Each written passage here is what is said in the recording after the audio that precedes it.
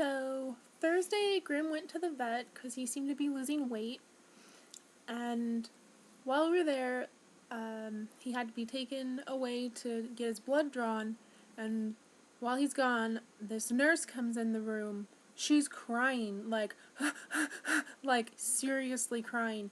Things shoot through my head, like, he died. He left my sight, and he died. Like, he fell and hurt himself, and like, even as I'm thinking those things, I'm like, no, I'm remaining pretty calm. It doesn't really feel like this is a death situation.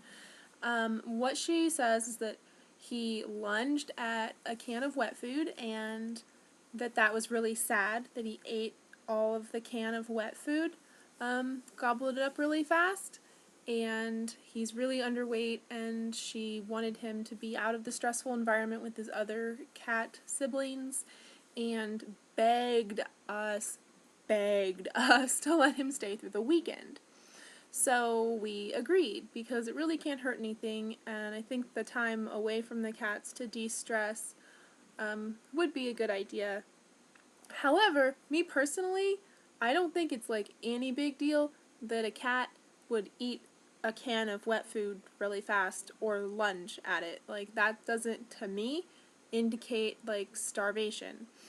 But she was sloppy crying over it, so that was really unusual. And when we went to pick him up on Monday, she cried more. And, like, she'd called us and said that she thought he should be rehomed. And on Monday, she's there begging us to let her adopt him. And she doesn't want us to take him home. And then she, like, she got, like, really emotional and kept leaving. And there was one time that she just, like, poked her head in the door and said, $200, I'll give you $200 for him. And we're like, no. I mean, when she first offered to buy him from us, I was like, I didn't even honor that with, like, acknowledging it. It was like, it's out of the question. Like, did this lady really just ask to buy my cat from me? Like, that was crazy. So we refused, of course. And she didn't only leave the room, she left the whole freaking building. She left work. So that was really bizarre. Now, we know now that we haven't been feeding the cats enough. We used to feed them a can a day, and they got too heavy on that, but they did live in a bedroom, and they weren't very active.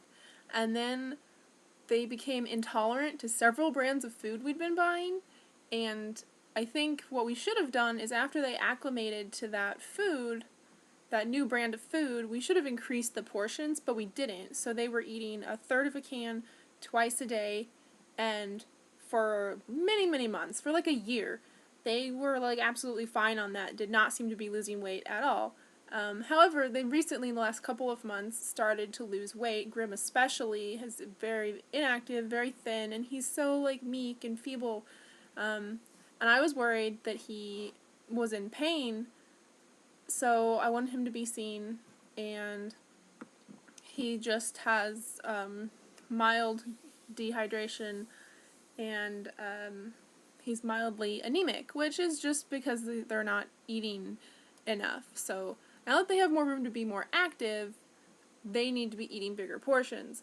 We haven't been intentionally starving them at all, but it's like the people there were looking for excuses for us, this is weird, because it was like, oh, well, with more than one cat, it can be hard, and it's like, no, nah, actually, we feed them in completely separate rooms. Like, we know exactly how much each cat eats, and we make sure absolutely that no cat eats 2 portions of food. Like, they eat separately, they don't get one another's food at all. So, like, there's no excuse for it. We just didn't realize, like, we're not mean, we're not neglectful, we're just dumb, and it doesn't feel good. It doesn't feel good to be like, wow, I've been starving my cats and, like, had no idea, but I don't feel, like, super bad about it either, because I just didn't know. You know, we got it in our head that 1 can was too much, so, you know, we just didn't take into account that they're like so much more active in this bigger space now that we're not living at Sean's parents' house. So it's just like, I feel stupid, but now that we know we've increased the food portion, and actually, like, Foster's fine with it. Bonsai is just going to be eating a can a day instead of 2/3. What they recommended was a can and a half, and a can and a half is going to be too much for Bonsai. She's smaller than they are. And Foster seems fine with a can and a half, but Grim is having diarrhea eating a can and a half. So we're just increasing it to a full can a day, a third can 3 times a day. For now, that's what we're doing. The cryy sad nurse seemed to think that his unsteady gait and the fact that he doesn't jump or move around is like almost certainly neurological damage from when my former roommate Josh Jones was abusing him in a fit of blind rage, and that is permanent. So that's really sad, and that's really hard to live with, and like,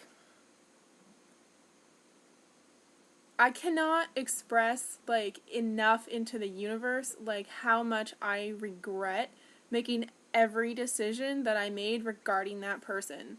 Like, I feel so stupid, and like, he just completely tricked me and lied to me, and you know, that's the only time that I saw him like in a fit of rage, like injure Grim. I don't know that that's the only time that it happened, but it happened, and all we can do now is make sure that Grim lives a very happy and safe life. So rehoming, you know, that really does have to be something that we look at closely, but since Bonsai is the one attacking Grim viciously, and she's our youngest, like, most well-adjusted cat, like, we'd rehome her to keep Grim safe, not rehome Grim. But we assured everyone there that we're going to have Grim in a separate room from the other cats, like 100% separate, and not do any more of these attempts at integration with Bonsai. And like, I felt like one of the ladies that came in, she really like heard us and understood that we aren't cruel or neglectful people, and then crying nurse, it's like she didn't hear any of that and was just like, well, I don't think that you should take him home. I think that he should come home with me. He'd have the best home ever. And it was just like, dude, this is like so intense. Can we just get our cat and go? But they hadn't brought us our carrier yet, so it was like kind of like we're being held hostage a little bit. I don't know. It was pretty scary. Sean was shaking like a leaf. So, yeah, that was really crazy thing that happened. Like, I hate taking the cats to the vet. Like, it always just seems like either it's a waste of time, a waste of money, a waste of stress for the cats to go through, or it's something like horrific. And this, you know, wasn't exactly horrific, but this was a very strange experience to have this nurse person trying to buy my cat off of me because he's so sad. It's like if he's not hurting, and his unsteady gait and the fact that he won't jump and he's not coordinated or lively anymore is because he has neurological damage, then so be it. I have damage too, and I'm still lovable. Like, he still deserves to be loved. I'm not going to discard him because of that, and I'm certainly not neglecting him because of that. So, yeah.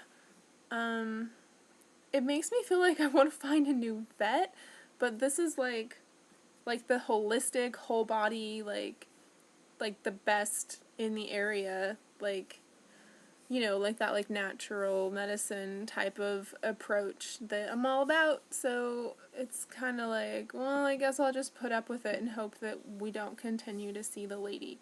Grim goes back in a month to make sure that he is gaining weight, and honestly that's a little concerning for me right now because eating the can and a half that they recommended, he was having diarrhea. Like, if he can't eat more than what we've been feeding him, if he really can't eat more than what we've been feeding him, then, like, what are we going to do? I don't know. But hopefully he can get to a can a day, and then we can increase that as, you know, as we go along. It's really good to have him home. I missed him. He just sits around and he like moves from place to place and sleeps and looks out the window and stuff. Like, he's not really gotten back into playing, and we don't have him in the bedroom now because he was peeing in there. Like, when we didn't go in there exactly at midnight, we think is that he was peeing out of anxiety, like expecting us to come. But I don't know. There was several places that he was peeing, and it just seemed like he was kind of like crawling into a cave there. But he was also playing, like, in our bed sheets, so maybe we need to put a comforter on the ground and he'll be comfortable playing out here. But he's not really playing yet. You know, he's kind of been through an ordeal. Like, I wouldn't really think that being at that place for 4 days was exactly a vacation, but he did have a little staycation, and he had his own room to spend time in, and there were all kinds of toys on the floor and catnip, and he had wet food just sitting out. Like, he didn't gobble down the wet food that they gave him, but he does that here. Like, I don't know how to explain anything, but taking the best care of the kitties as I know how, not underfeeding them anymore, and hoping that Grim gets better. I did read that diabetic neuropathy, cats, methylcobalamin, I think is what it's called, B12, is recommended. So probably want to try supplementing that if I get the green light from the vet. So yeah, just weird cat story, cat update. That's what's been going on in my life other than pain. I had a pain weekend and a pain week. Like, so far I'm good today, and this has been the first day that hasn't been like, oh my god, I'm in so much pain. So hopefully that stays true, and thank you for watching and contributing your love and light and healing energy to me and to Grim. I know some of you, like, know him and have seen him. He's the orange one, so wish him well, and take care of yourselves and your pets, okay? Okay. Love. Love. My heart is kind of... my hands are kind of stiff. Okay. Love and light. Bye-bye.